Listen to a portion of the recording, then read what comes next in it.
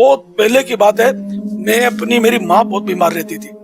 آصف کا کوئی بتاتے تھے ان کو وہ مسئلہ تھا، تو کوئی مجھے کسی کی تعریف کر کے کسی کے پاس لے گیا، بابا جی کے پاس، وہ صاحب نکلے باہر اپنے دروازے سے، یوں آدمی دیکھ کر قدموں میں گر جایا، لیکن میں تو متاثر نہیں ہوتا، سیدھی بات ہے، یہ میں دعوت اسلامی سے پہلے کی بات کر رہا ہوں۔ الحمدللہ مجھے شریعت سمجھ میں آتی تھی پہلے بھی، جب سے مطلب اللہ نے کرم کیا کہ بہت پرانا مطلب مجھے یہ اچھی صحبتیں ملی ہیں، مجھے علماء کی محبت قدر صحبتیں، کچھ نہ کچھ کتابوں کا مطالعہ،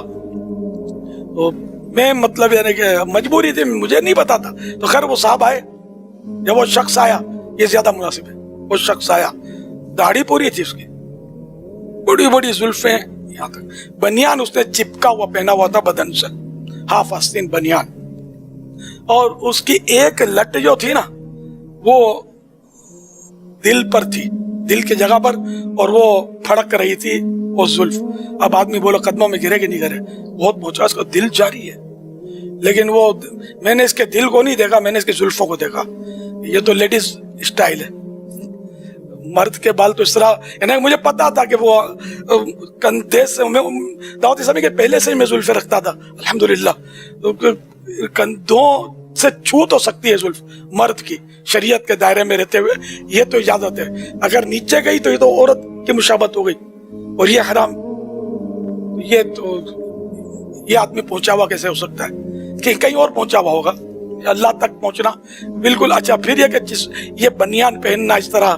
پھر یہ لٹ کو دل پہ رکھنا، اور یہ پھڑکتی لٹ، ملاقاتی جو آیا نیا اس پر یہ شو کرنا، واٹ از دس؟ اپنی سمجھ میں آیا نہیں، اپنے تو پھر نہیں گیا میں۔